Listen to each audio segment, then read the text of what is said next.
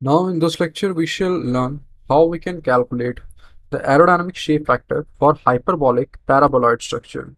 So just to give you a clear idea of what exactly we mean by the hyperbolic paraboloid, we can have a look at these two pictures in which we can see what and how exactly the hyperbolic paraboloid roof looks. And as per AS1170 part 2 page number 83, AS1170 part 2 that was released in the year 2021. Page number 83 gives us a guideline about how we can calculate the hyperbolic paraboloid roof aerodynamic shape factor. Now, in addition to calculating the aerodynamic shape factor, I just want to tell you that on page number 82, the value of the CPN is given. And as we have studied in the we can say boarding structure also. So to calculate the aerodynamic shape factor for we can say net pressure on free roof. Let me just write everything down here to avoid any confusion. We can say that for aerodynamic shape factor, that is CSHP, for we can say free roofs, free roof. Now the shape of these free roofs can be either hyperbolic paraboloid, hyperbolic paraboloid,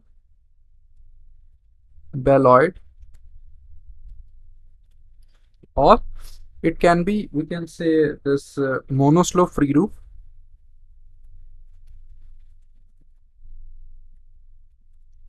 Monoslope free roof looks like this. Let us suppose this is the column, and this we can classify it as a monoslope free roof, or we can have this pitched free roof also. So pitched free roof, it looks something like this. So let us say this is the column, and this we can say it as pitched. This is basically pitched, or this has a pitch on the top, and pitched free roof, or we can say it has the trough free roof that we shall discuss later on. So third one is pitched free roof, and the fourth one is troughed free roof.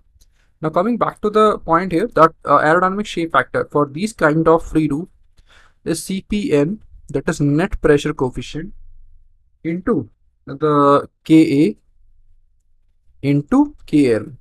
Earlier we studied that CSHP is for nothing but CPN into the we can say the Kp, that is the porosity factor we can say. But in here we can say that it is CPN into Ka into Ke. Now what exactly we mean by this Ka into Ke? Ka is nothing but area reduction factor that we have discussed in the earlier lecture also. That is, the more the area, the lesser is the value of the area reduction factor. And KL is nothing but we can say the local pressure factor, that also we have discussed in the earlier lecture. So now when we shall be talking about the this hyperbolic paraboloid roof, we shall be dealing with this equation here. So for hyperbolic paraboloid roof, we need to find out the CPN, we need to find out the area reduction factor, we need to find out the local pressure factor. Now we can come back to the example here. So now what exactly we mean by the hyperbolic paraboloid? So here we can see that the classic example of hyperbolic paraboloid are these Pringle chips that we must have eaten at some point of our life. And after that, these are the two classic examples of hyperbolic paraboloid roof. Now this we can see that this is, as far as I know, is a commute or a station in an European country. And the second one is from Indian Institute of Technology, Delhi, IIT Delhi. So this is also one of the best college of India. And in this college, basically, when we're talking about the academic block, the one where we can say the first year graduate students study, the roofing of that structure is basically this hyperbolic paraboloid roof. So this here also, and this the building that is in high seismic zone of India. So it is a very engineering marvel that we are seeing right now. And here you can see that there's a huge cantilever here on the right hand side. So like here also, this is a huge cantilever. Now, when we're talking about before talking about the wind engineering, let us just have a brief idea about the math also. So, as we all are engineers here, so hyperbolic paraboloid is the quadratic and doubly ruled surface given by this Cartesian equation. That is z is equal to y square by b square minus x square by a square. So this is a Cartesian equation which governs the, we can say, the profile and the we can say curvature of the hyperbolic paraboloid proofs. Now, there are these very less codes in the world, we can say that, who guides us about these kind of hyperbolic paraboloid roof, and AS1170 part 2 is one of them. So that is a very good thing for, we can say, Australia. So uh, a good thing in the sense that at least, engineers have a flexibility, or engineers have a guideline that how they can calculate the wind load on these kind of roofing structures. Otherwise, we might have to go for maintenance studies in rest of the countries. Now, coming back to the, we can say, a practical example here. So on the top, we can see that there we have these two pictures here. On these two pictures, there are these terms that are written. One is CPW, second one is CPL. Now, CPW and CPL, before that, W and L. W denotes for the windward side. That is when the wind strikes the first surface that is encountered, that is the windward side. And this is basically the leeward side. So in here, we can see that L is basically the leeward side face and W is basically the windward side face. So after that, here we can see that when the wind is striking from this particular end, this is CPW, that is windward side, and this is CPL, that is the leeward side. And this face, we can say curvature, this is high. This is the high point, this is again high point, and these two are the low points. So when wind is striking at this particular angle, obviously the wind strikes at this face first. So that is why it is windward, and this is the rear face. That is why this is the leeward. And when wind is getting strike from this point here, so this is the windward face, and the back side, that is the leeward face. So after that, when we can see here about regarding the, we can say, a typical example. So in this typical example, we can see that the first dimension is D. That is a plan dimension. So this plan dimension is basically 10 meters. So this dimension here, that is basically 10 meters. And the other perpendicular dimension, that is B. That is the breadth of the structure. So this in our case is 8 meters. After that, the average roof height of the structure above ground.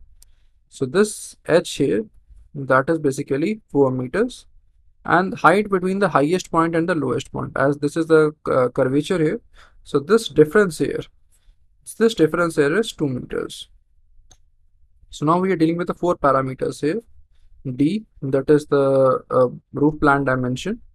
H, the other perpendicular roof plan, the average roof height of the structure above the ground. C, the distance between the highest point and the lowest point, and breadth of the structure, that is B. So after that, as we have studied that the aerodynamic factor coefficient for hyperbolic paraboloid roof is CHHP is equal to CPN into KA into KL. So now first of all, we can calculate the KA, that is the area reduction factor. So when we're talking about the area reduction factor, the tributary area, that needs to be considered as approximately 10 meter square. So when we're talking about the roofing area, that is approximately 10 meters square, so area reduction factor, that is Ka, that comes out to be approximately 1. Why? Because when we're talking about this 10 meters square, the tributary area dimension, here we can see that for roof and side walls, Ka is 1. If this tributary area would have been 100 meters square, then Ka has to be 0.8. After that, similarly, we can calculate the local net pressure factor. So local net pressure factor, when we're talking about it, so as per this particular clause, it is clause B.1.3. For hyperbolic paraboloid roof, this is given in this clause itself. So local net pressure factor shall be taken as 1. So KL is 1 and Ka is also 1. So whatever CPN value we shall calculate in the next page, so that shall be the final value that we do need to consider in our calculations. Now in this particular case, when we are talking about the conditions here, so in the conditions here, first of all, we do need to understand that a determining value, that is basically h by d. So that value determines the value of the windward and the leeward coefficient. And moreover, it is considered that the roofing, the area below that roofing, that is empty. So when we're talking about aerodynamic shape factor for net pressure when theta is equal to 0, so CSHP is basically nothing but CPN into Ka into KL. And when we are talking about the hyper free roof with empty ender, and h by d between 0.25 and 5.5. So in our case, h by d is 4 divided by 10. So h by d ratio comes out to be 0.4. That is 4 divided by 10. So now when h by d is 0.4, so now we are clear that we do need to refer to this particular clause. And theta, where we are right now, we are talking about theta as 0 degree. So similarly, we can say that CPW shall be plus minus 0.45 and CPL shall be plus minus 0.25. Obviously, when the phase that is striking, that value is higher, so CPW is plus minus 0.5, and the phase that is at the backward, that value is plus minus 0.25. So windward phase negative, that is windward CPW, and negative minus 0.45 multiplying Ka and KL, these were two values are 1 only.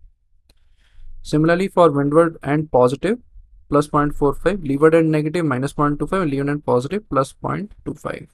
So these values are, we can use in our calculation. Now when we're talking about theta equal to 90, so when we're talking about theta equal to 90, in here we can see that again the values are same, that is plus minus 0.45 and plus minus 0.25. So this is how we can calculate the aerodynamic shape factor for hyperbolic paraboloid roof.